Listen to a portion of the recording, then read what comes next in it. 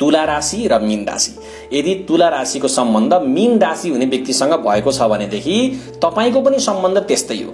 दिन रात कलह, दिन रात झगडा, हैन भनेको कुरो हुँदै हुँदैन। तपाई एउटा आग्राको कुरो गर्नुभएको छ, उता गाग्राको कुरो भइरहेछ।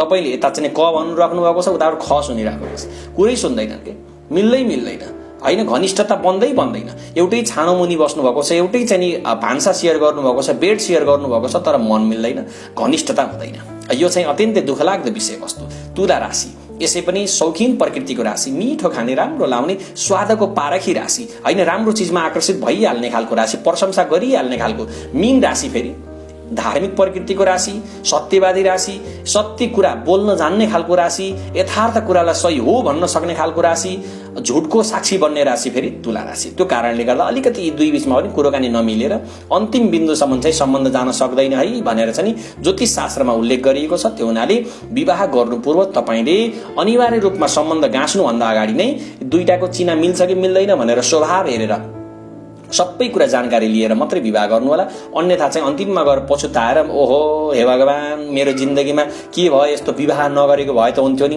किन नगरेको भए हुन्थ्यो, गर्नै लेखेको थियो, तपाईको भाग्यमै त्यही लेखेको थियो, त्यही हो भोग्ने। त्यो कारणले गर्दाखेरि चाहिँ पहिला विवाह गर्नुभन्दा अगाडि नै तपाईले चाहिँ चिनाएर आएर जानकारी लिएर मात्रै अगाडि बढ्नु होला। नत्र शत्रुसँग सम्बन्ध गाँसेपछि कतिखेर शत्रुमा वार पर्छ भन्ने कुरो थाहा हुँदैन है। यो कुरा पनि तपाईलाई जानकारी दिए।